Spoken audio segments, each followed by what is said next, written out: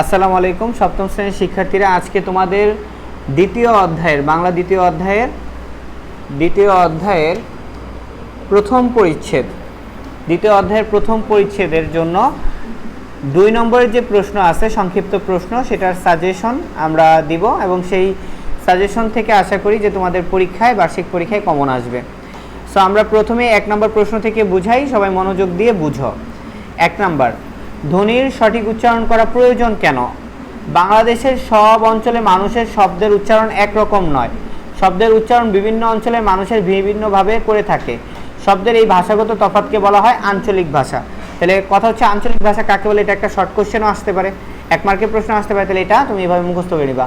আঞ্চলিক ভাষার কারণে এক অঞ্চলের মানুষের সাথে আরেক অঞ্চলের মানুষের বুঝতে সমস্যা হয়, কিন্তু ধ্বনির উচ্চারণ সঠিক হলে সব অঞ্চলের মানুষেরই কথা সহজে বোঝা যায়। এই ধ্বনির সঠিক উচ্চারণ করা প্রয়োজন। তাহলে কি বলছে? ধ্বনির উচ্চারণ সঠিক হলে সব অঞ্চলের মানুষের কথা সহজে বোঝা যায়। মানে আঞ্চলিক ভাষার কারণে কি হয়, বুঝতে কঠিন হয়। আর ধ্বনির উচ্চারণ যদি সঠিক হয়, প্রমিত হয়, তাহলে সব জায়গার ভাষায় কিন্তু বোঝা যায়।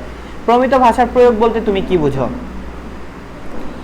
প্রমিত ভাষার প্রয়োগ বলতে আমি বুঝি একটি ভাষার নির্দিষ্ট নিয়ম ও মান অনুসরণ করে ভাষার ব্যবহার করা। এতে বানান, ব্যাকরণ ও বাক্যের গঠন নিয়মিতভাবে অনুসরণ করা হয়। এটি ব্যবহার একটি মানসম্মত ভাষার রূপ প্রদর্শিত হয়। মানে এটা সকল জায়গায় ব্যবহারযোগ্য আর কি। আঞ্চলিক ভাষার কাকে বলে? অঞ্চলভেদে এমন বহু শব্দ আছে যেগুলো উচ্চারণ আলাদা, কখনো কখনো একই অর্থে ভিন্ন ভিন্ন শব্দ ব্যবহার করা হয়। শব্দের এই ভাষাগত তফাৎকে বলে আঞ্চলিক ভাষা। কি ভাষা? আঞ্চলিক ভাষা। এবার খেয়াল করো, প্রমিত ভাষার রূপ কয়টি ও কী কী? মনে রাখবা, প্রমিত ভাষার রূপ হচ্ছে 2টি। একটা হচ্ছে তোমার কথ্য প্রমিত, আর একটা হচ্ছে লেখ্য প্রমিত। এরপর খেয়াল করো যে ধ্বনিদ্বার বা স্বরতন্ত্রী কাকে বলে?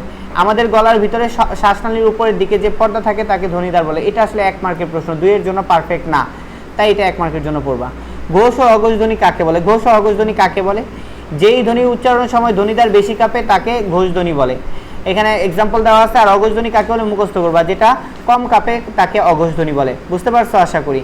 ঘোষ ও অঘোষ ধ্বনির মধ্যে পার্থক্য কি, একটু পার্থক্যটা তোমরা পড়ে নিবা।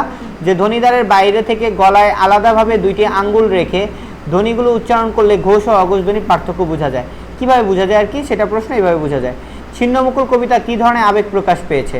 ছিন্নমুকুল কবিতায় প্রিয়জন হারানোর বেদনার আবেগ প্রকাশ পেয়েছে। কবিতায় বাড়ির সবচেয়ে ছোট শিশুর মৃত্যুতে প্রগাঢ় বেদনার প্রকাশ করেছেন কবি। চারদিকে তার শূন্যতা অনুভব করছে বাড়ির সকলে। সবচেয়ে যে শেষে এসেছিল সেই গিয়েছে সবার আগে সরে।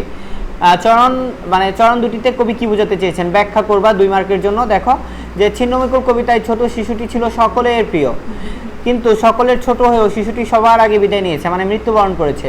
প্রশ্নোক্ত চরণ দুটির মাধ্যমে কবি শিশুর অকাল মৃত্যুতে এই বেদনাদায়ক ঘটনাকে বোঝাতে চেয়েছেন। আশা করি বুঝতে পারছো। নিচের প্রশ্নগুলোর উত্তর দাও।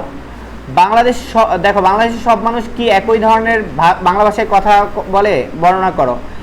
এটা তোমরা জানো যে একভাবে কথা বলে না, আঞ্চলিক ভাষায় কথা বলে, এটা তোমরা বর্ণনা করবা, ঠিক আছে? তারপর বলছে প্রমিত ভাষা ও আঞ্চলিক ভাষার মধ্যে কি পার্থক্য আছে বলে তুমি মনে করো, উল্লেখ করো। এটা আসলে দেখো কি কি পার্থক্য আছে, এখানে আমরা একটা পয়েন্ট করে লিখছি। প্রমিত ভাষা চর্চা করে শিখতে হয়। আঞ্চলিক ভাষা শিশুকাল থেকে প্রাকৃতিক নিয়মে অর্জিত হয়। প্রমিত ভাষা শেখার বিষয়, আঞ্চলিক ভাষা অর্জনের বিষয়। প্রমিত ভাষা আনুষ্ঠানিক স্বীকৃতি আছে, আঞ্চলিক ভাষার নেই। প্রমিত ভাষা সব অঞ্চলে মানুষের কাছে গ্রহণযোগ্য, আঞ্চলিক ভাষার অঞ্চলভেদে ভিন্ন। প্রমিত ভাষার সংবাদ, অনুষ্ঠান, ঘোষণা প্রভৃতির ক্ষেত্রে গ্রহণীয়, কিন্তু আঞ্চলিক ভাষা এইসব ক্ষেত্রে বর্জনীয়।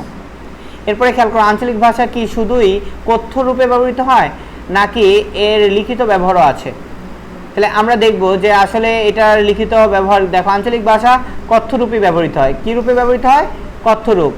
আনুষ্ঠানিক কোনো যোগাযোগ বা লেখার জন্য কথ্য ও লেখ্য রূপ কোনোটি ব্যবহৃত হয় না। তবে আঞ্চলিক ভাষার রীতি সাহিত্যে দেখো কি বলছে, সাহিত্যে আঞ্চলিক ভাষার লেখ্য রূপ পাওয়া যায়। লিখিত রূপটা কখন আসে? যখন মনে করো সাহিত্য রচনা করে, তখন এটা লিখিত রূপ আছে। এমনি সাধারণত এটার কথ্য রূপ থাকে। এরপরে খেয়াল করো, তোমার পছন্দের কিছু মানুষের কথা চিন্তা করো। এটা 5 মার্কের প্রশ্ন হয়ে গেছে। 5 মার্কের প্রশ্ন হয়ে গেছে 2 মার্কের প্রশ্নটা। তোমার পছন্দের কিছু মানুষের কথা চিন্তা করো। যদি তাদের কারোর সঙ্গে তোমার অনেকদিন যোগাযোগ না হয়, তোমার কেমন লাগবে? ছোট করে 2 মার্কের জন্য লিখে দিবা এই প্রশ্নটা যদি আসে।